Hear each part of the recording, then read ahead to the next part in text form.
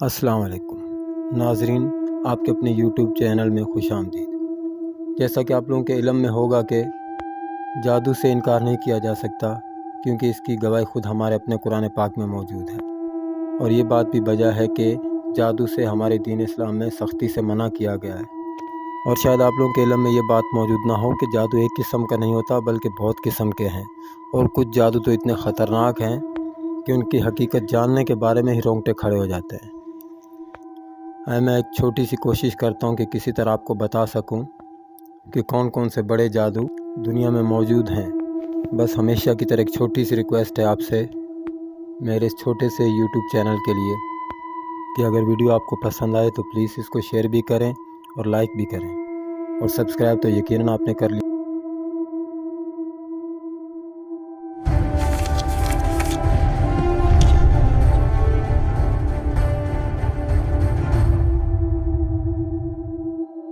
تمام دوستوں، بہنوں اور بزرگوں کو السلام علیکم۔ جادو یا سحر کائنات کے انکھلے رازوں میں سے ایک ایسا راز جو ہزاروں سال سے لوگوں کی زندگیوں کو متاثر کرتا چلا آ رہا ہے، لیکن آج بھی اس کے وجود پر انسانوں میں بہت زیادہ اختلافات پائے جاتے ہیں۔ موجودہ ترقی یافتہ دور میں لوگوں کی اکثریت جادو یا سحر کو محض توہم پرستی قرار دیتی ہے۔ ان کے مطابق ہماری دنیا میں کوئی بھی کام ماورائے عقل ہو ہی نہیں سکتا، جبکہ اس کے برعکس بعض افراد کا یہ ماننا ہے کہ جادو باقاعدہ ایک علم ہے، جیسے علم فلکیات، علم کیمیا یا علم طب وغیرہ۔ دین اسلام کے مطابق جادو برحق ہے، کیونکہ اس کا ثبوت نہ صرف قرآن مجید میں موجود ہے بلکہ احادیث نبوی میں ایک ایسے واقعے کی نشاندہی بھی کی گئی ہے کہ جس میں نبی آخر الزماں حضرت محمد صلی اللہ علیہ وآلہ وسلم پر بھی جادو کرنے کی کوشش کی گئی۔ دوستو، آج اس ویڈیو میں ہم جادو کی چند اقسام بیان کریں گے جو پچھلے ہزاروں سال سے لوگوں کو شر میں مبتلا کر رہی ہیں، اور آج یعنی دور جدید میں بھی لوگ اپنے مخالفین کو برباد کرنے کے لیے ان کا استعمال کرتے ہیں۔ العزیمہ، یہ وہ جادو ہے کہ جسے کرنے کے لیے جنات کی مدد حاصل کی جاتی ہے۔ جادو کی اس قسم میں جادوگر جنات سے رابطہ کرتا ہے اور انہیں ان فرشتوں کی قسم دی جاتی ہے کہ جنہیں حضرت سلیمان علیہ السلام نے اپنے دور حکمرانی میں جنات کی قبیلوں پر بطور حاکم یا نگران مقرر کیا تھا، لہٰذا جب یہ جادوگر ان جنات پر ایک خاص معین فرشتے کے نام کی قسم ڈال دیتا ہے تو پھر جنات پر لازم ہو جاتا ہے کہ وہ جادوگر کے بتائے ہوئے کام کو ہر صورت انجام دیں۔ دور حاضر میں العزیمہ نامی جادو کو انجام دینے والے اکثر جادوگر محض فراڈ یا شعبدے باز ہوتے ہیں، کیونکہ العزیمہ نامی یہ عمل یا پھر حضرت سلیمان علیہ السلام کی مددگار فرشتوں کے ناموں کا علم رکھنے والے صرف چند ہی افراد ہیں جو یہ نام اپنی اگلی نسلوں میں سینہ بسینہ منتقل کرتے ہیں، اور صرف یہی وہ لوگ ہیں جو جنات کے مختلف قبائل کو ان پر معین فرشتوں کے نام کی قسم دے کر انہیں مجبور کر سکتے ہیں۔ طلسم یا طلسمان ایک ایسا جادو ہے کہ جس کا تعلق ہماری دنیا سے نہیں بلکہ کائنات میں موجود دور دراز ستاروں سے بتایا جاتا ہے۔ طلسم دنیا کے قدیم ترین سیاہ علوم میں سے ایک ہے جسے مختلف معدنیات پر انجام دیا جاتا ہے۔ طلسم کے ماہر جادوگروں کے مطابق ہماری کائنات میں موجود ہر عنصر یعنی ایلیمنٹ ایک خاص قوت یا طاقت کا مالک ہے جو اپنے قریب موجود افراد کی زندگیوں پر اثر انداز ہونے کی صلاحیت رکھتی ہے۔ طلسم میں ماہر جادوگر ان معدنیات یا ذر و جواہرات پر مختلف نقوش، عادات اور عبارات کے ذریعے ان کی طاقت میں کئی گنا اضافہ کرنے کا دعویٰ کرتے ہیں، جن کا استعمال کسی شخص کی حفاظت یا پھر کسی کو نقصان پہنچانے کی غرض سے کیا جاتا ہے۔ دوستو، قرون وسطیٰ یا پھر دور قدیم سے تعلق رکھنے والے کئی بادشاہوں اور مشہور افراد کے استعمال شدہ طلسمان آج بھی مختلف عجائب گھروں کی زینت بنے ہوئے ہیں، جنہیں بادشاہوں کی حفاظت یا پھر جنگوں میں فتوحات کی غرض سے بنایا گیا تھا۔ دوستو، آج بھی بہت سے لوگ مختلف پتھروں یا معدنیات کا استعمال اپنی انگوٹھیوں یا بریسلٹ میں حفاظت یا خوش قسمتی کی غرض سے کرتے ہیں، جو طلسم کی ہی ایک شکل ہے۔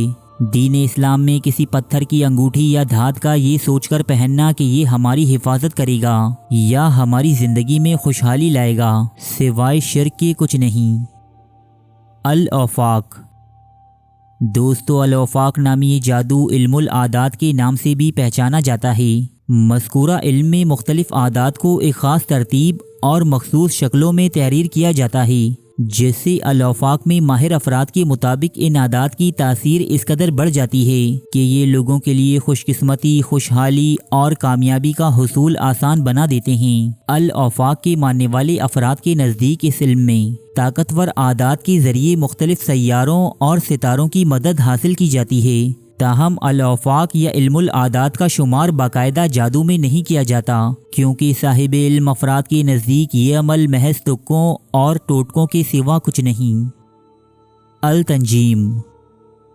دوستو التنجیم سے مراد علم فلکیات یا علم نجوم ہیں۔ مذکورہ جادو کے ماہرین جادوگر فلکیاتی تبدیلیوں کے ذریعے زمینی واقعات کے متعلق رہنمائی فراہم کرتے ہیں۔ قدیم ادوار میں التنجیم نامی یہ علم بہت زیادہ طاقتور اور مستند تسلیم کیا جاتا تھا، کیونکہ تب التنجیم میں ماہر کاہنوں کے تابع جنات کی رسائی آسمان تک ممکن تھی۔ یہ شریر جنات آسمانوں سے جاری ہونے والی اطلاعات کو سنتے اور زمین پر مختلف کاہنوں تک پہنچایا کرتی تھی۔ تاہم بعثت نبوی حضرت محمد صلی اللہ علیہ وآلہ وسلم کے بعد آسمانوں پر پہرے سخت کر دی گئی اور شیاطین جنات کی رسائی یہاں تک ناممکن بنا دی گئی، لہٰذا دور حاضر میں ستاروں اور سیاروں کے ذریعے لوگوں کو مستقبل بتانے والے افراد لوگوں کو محض فریب اور دھوکے بازی میں مبتلا کرتے ہیں۔ کالا جادو۔ دوستو یہ سحر کی بدترین اقسام میں سے ایک ہے۔ یہ وہ جادو ہے کہ جس کے ذریعے منفی، غیر شرعی اور غیر اخلاقی کام کیے اور کروائے جاتے ہیں، مثلا لڑائی جھگڑا یا فتنہ و فساد پیدا کرنا، چلتے ہوئے کاروبار کو تباہ و برباد کر دینا، کسی صحت مند انسان کو بستر مرگ پر لٹا دینا۔ یہ تمام کام کالے جادو کے زیر اثر ممکن ہیں۔ جادو کی اس قسم میں ایک جادوگر اپنے نفس کی سیاہ ترین قوتوں سے کسی دوسرے انسان کے نفس پر حملہ آور ہوتا ہے اور اسے جانی و مالی نقصان پہنچانے کی کوشش کرتا ہے۔ ہم اسے ایک مثال سے یوں سمجھ سکتے ہیں کہ جیسے نظر لگ جانا۔ حضور اکرم صلی اللہ علیہ وآلہ وسلم فرماتے ہیں کہ نظر کا لگنا حق ہے۔ نظر کا لگنا بھی ایک منفی نفسی قوت ہے جو غیر ارادی طور پر کسی انسان کو متاثر کر سکتی ہے۔ تاہم کالا جادو کرنے والے جادوگر مختلف مشقوں اور ریاضتوں کے ذریعے اپنے نفس کی سیاہ قوتوں کو اس قدر طاقتور بنا لیتے ہیں کہ وہ اپنے مطلوبہ انسان کی خیالوں، مالی معاملات اور جسم پر اثر انداز ہونے کے قابل ہو جاتے ہیں۔ کالے جادو کے ماہرین کے بقول اس علم کے 17 درجات ہیں، جن میں سے پہلے کا نام کنیا چماری اور آخری کا نام کھنڈولا ہے۔ ان تمام درجات کے حصول کے لیے جادوگروں کو انتہائی غلیظ ترین ریاضتیں انجام دینی پڑتی ہیں، جن میں اپنا پاخانہ کھانا، سیاہ بکرے کا خون پینا، اپنی ہی اولاد کو ذبح کرنا، مردوں کے ساتھ جنسی تعلقات قائم کرنا اور مردوں کا گوشت کھانا وغیرہ شامل ہیں۔ سفید جادو۔ دوستو یہ بھی ایک جادو ہی ہے کہ جس میں اپنے نفس کی سیاہ قوتوں یا شیاطین جنات کی مدد لی جاتی ہے، لیکن اسے سفید اس لیے کہا جاتا ہے کہ اس جادو کے ذریعے تخریبی عمل نہیں کیے جاتی بلکہ لوگوں کو فائدہ پہنچایا جاتا ہے، مثلا میاں بیوی میں صلح کروانا، کاروبار میں بہتری لانا یا بیمار کو صحت یاب کرنا۔ دوستو اہل کتاب سفید جادو کو نوری جادو کا نام دیتے ہوئے اسے جائز قرار دیتے ہیں۔ یہودی مذہب میں کیا جانے والا قبالہ جادو اس کی ایک واضح مثال ہے۔ قرون وسطیٰ کے دوران سفید جادو کرنے والوں کو اہل مغرب وائٹ وزرڈ یا وائٹ وچ کے نام سے پکارتے تھے، جن کی معاشرے میں بہت زیادہ عزت کی جاتی تھی۔ تاہم جادو نوری ہو یا ناری، سفید ہو یا کالا، دین اسلام اسے سختی سے ناجائز اور حرام قرار دیتا ہے، کیونکہ جادو سفید ہو یا کالا اسے کرتے ہوئے انسان کو شرک کرنا پڑتا ہے۔ قبالہ یا سفید جادو کرنے والے افراد بھی دیگر سیاہ عملیات کی مانند بہت سے قدیم دیوی دیوتاؤں کی عبادت کرتے ہیں، لہٰذا جادو یا سحر کی دین اسلام میں سختی سے ممانعت ہے، یہاں تک کہ کسی انسان کا جادو اتارنے کے لیے بھی جادو کا سہارا نہیں لیا جا سکتا۔ سفلی۔ سفل یا سفلی عربی زبان کا ایک لفظ ہے جس کے معنی ہیں سب سے نچلا یا سب سے زیادہ گرا ہوا۔ دوستو اپنے نام کی مانند سفلی بھی جادو کی تمام اقسام میں سب سے زیادہ بھیانک، خوفناک اور مہلک ترین جادو ہے۔ یوں تو سفلی کا مقصد بھی کالے جادو کی ہی مانند کسی انسان یا خاندان کو نقصان پہنچانا ہی رہتا ہے، تاہم سفلی اور کالے جادو میں بنیادی فرق یہ ہے کہ یہ جادو بذات خود شیطان کی جانب سے کیا جاتا ہے۔ دوستو، دیگر سیاہ عملیات میں ایک جادوگر اپنے ماتحت شیاطین جنات کو لالچ دے کر یا کسی سزا کے ڈر سے کوئی عمل انجام دینے پر مجبور کرتے ہیں، لیکن سفلی وہ عمل ہے کہ جس میں شیاطین خود دلچسپی لے رہے ہوتے ہیں۔ سفلی انجام دینے والے عامل کی جانب سے ابتدا میں شیطان کو خوش کرنے کے لیے کوئی ایسا عمل کیا جاتا ہے جو عامل کی دنیا و آخرت دونوں کو تباہ کر دیتا ہے۔ بعد ازاں شیاطین جنات خود اپنی مرضی سے بخوشی و رضا اس کے مطلوبہ اہداف پورے کرنے لگتے ہیں۔ یہی وجہ ہے کہ دیگر سیاہ عملیات کی نسبت سفلی کو روکنا یا اس کی کاٹ کرنا ایک مشکل ترین عمل ہے۔ دوستو، یہاں ہم اس سفلی عمل کی بات نہیں کر رہے کہ جس کے بورڈز پاکستان کی ہر چوراہے پر لگے ہوئے ہیں، کیونکہ شیطان کی حمایت حاصل کرنا ہر ایرے غیرے کی بس کی بات نہیں۔ سفلی انجام دینے کے لیے ایسی غلیظ مشقوں سے گزرنا پڑتا ہے کہ جنہیں سن کر کسی انسان کی روح تک کانپ جائے۔ وڈو۔ دوستو، وڈو دنیا کا قدیم ترین جادو ہے جس کی ابتدا بر اعظم افریقہ میں ہزاروں سال قبل ہوئی۔